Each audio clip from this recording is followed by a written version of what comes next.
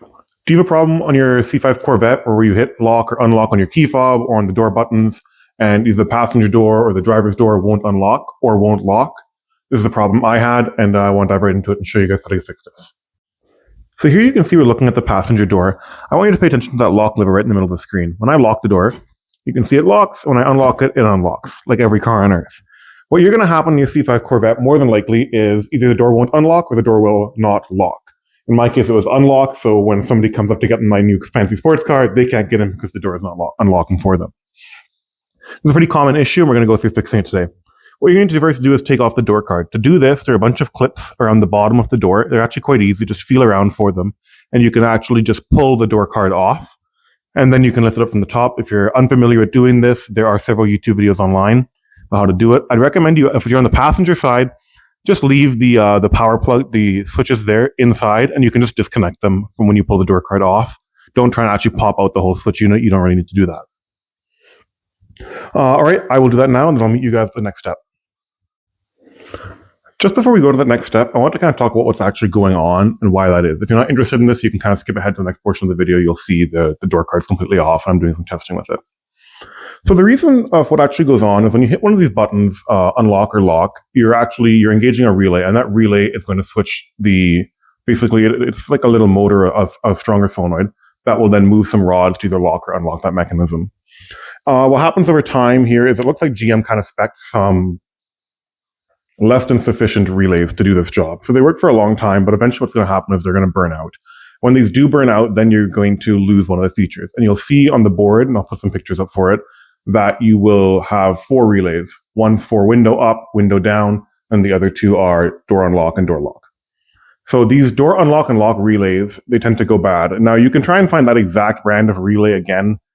There's no point there. You're going to pay quite a premium for them on eBay, and there's really no reason to do that. You can find lots of hobbyist grade relays that'll do this. I'll link the ones below that I got. I think I got 8 relays for like $10 on DigiKey. They ship out the next day.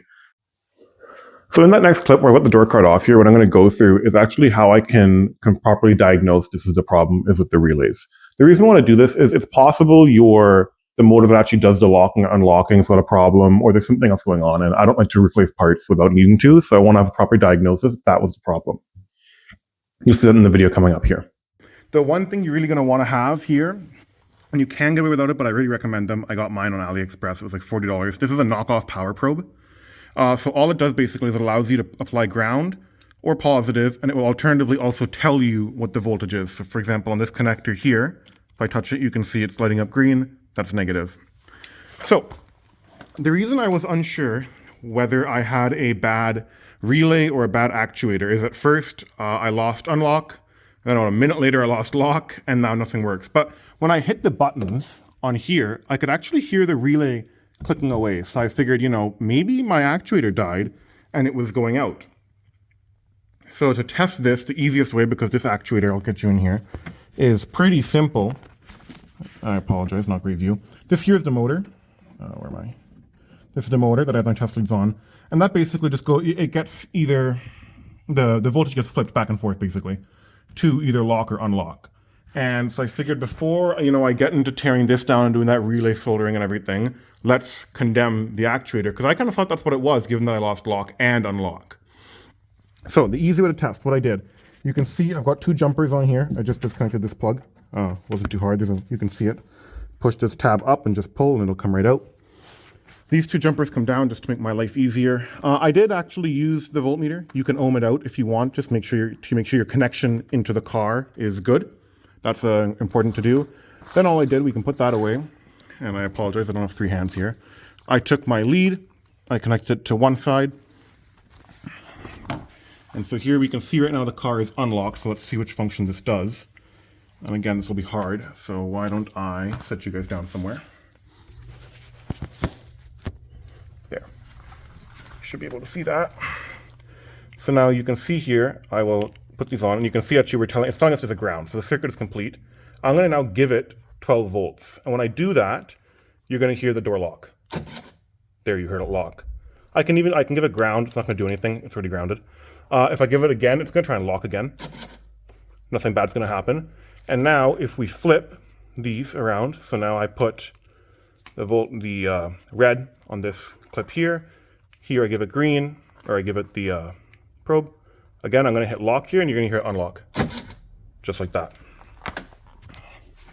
So yeah, so we know this is all working fine. The actuator is actually good. That's great news. Well, less great news. That basically, I've condemned this relay in here as bad. Now, there's also some discussion on the forums that the original relay, is not available anymore from DigiKey or whatever. If you go on DigiKey, put that relay model in, and I'll drop that in the description, you'll actually see they give you 3 options. 2 are direct. One is an Omron switch, which they say is similar. I'm partial to the Omron switches. They're very high quality, but because it's not exactly the same, I'm going to avoid it. So I'll go, there's 2 options here that you can go with. The first option is got a little bit less current capacity, which I think, to be honest, is the root cause of this problem. This is a classic GM quality. Had they put in a higher amperage switch on the relay, I presume none of this would ever happen.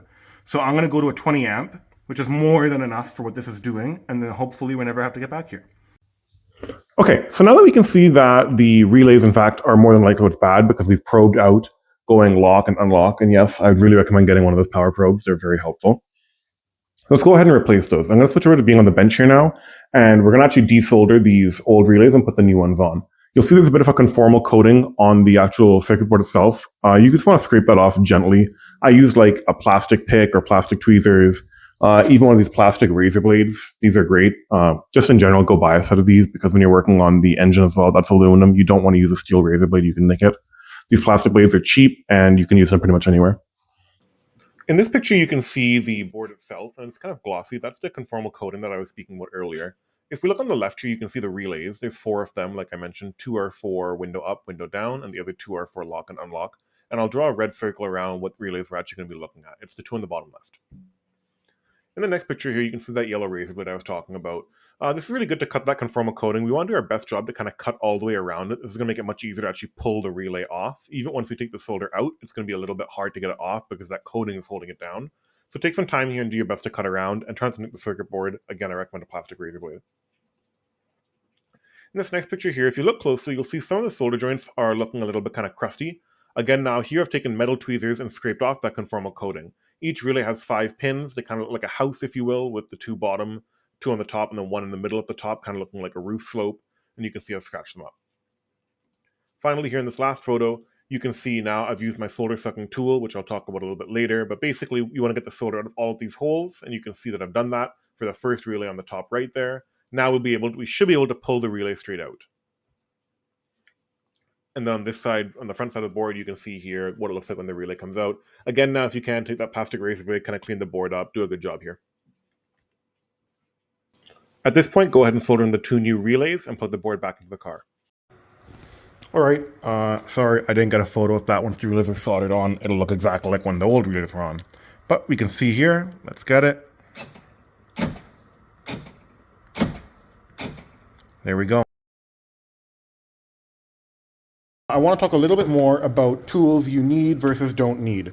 When you're doing any kind of reworking, I mean, I just bought, you can see, it's brand new, but get yourself some rosin paste. The flux is huge. It makes a big difference because it keeps the oxidation out and it just lets you work with the solder much easier. Those of you that have used Soldering before, you know this can be a huge pain in the bum. I don't like using it very much. Those of you that have used the cheap plunger pump, left hand with this, right hand with the soldering iron, triangle back and forth, this sucks. Don't bother with it. Those relays, we're talking like, on eBay, used $100, rebuilt or brand new if you can find them, much more than that. This little solder sucker, I'll put the link in the description, was 23 Canadian dollars. It's fantastic, so it just plugs in. The cord sucks pretty bad for staying in the outlet, but that's fine, you're only doing 6 of these. And what this does, if you would focus, hang on, focus. There we go.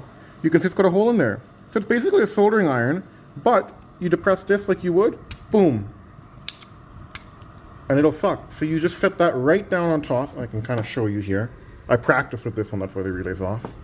You grab it, you get your contact, you'd go right on top of it. I'm going through a camera lens, I apologize. Holy heck. You get right on top of it, it'll smolder a little bit, you see the flux melt. I count 1, 2, 3, pop it. pop it. And you'd be amazed the holes it'll clear out. You'll see in the photos. Now, if you didn't clear out the hole, let's say you got something like this going on here. You can see that that top, the furthest right pin, that center pin, didn't clean out, you know, it looks good, but it's not great. What I did, get your flux again, just a little bit, a dab will do ya. Get your soldering iron and make a good well on that again. Just resolder it, do it again. It's better to do this. I mean, you're not applying a whole lot of heat here. You're not going to damage the PCB. And really make sure you get a really clean suck. Like, look at these holes. That's just from one pump when you get it right. It's worth doing it again. Now, if you look here at these relays, these are the old ones, the no-gooders, if you will. You can see here they've got a lot of that conformal coating. It's more of a silicone coating than anything. It's still even soft and flexible after, you know, all these years. That's basically like glue. So you'll see I used a plastic razor blade. Again, I'd recommend getting a plastic blade. You can't mess up anything on the board this way, and you can kind of scrape with it. If you're very delicate, I used a pick as well. That worked really good for scraping a little bit, mainly the plastic razor. And then, again, just a plastic brush. We're being super delicate here. You know, these aren't particularly hard. They're not going to hurt the circuit board at all, but it'll dislodge all of that conformal coating. You really, the name of the game of soldering, as always, is keep it clean.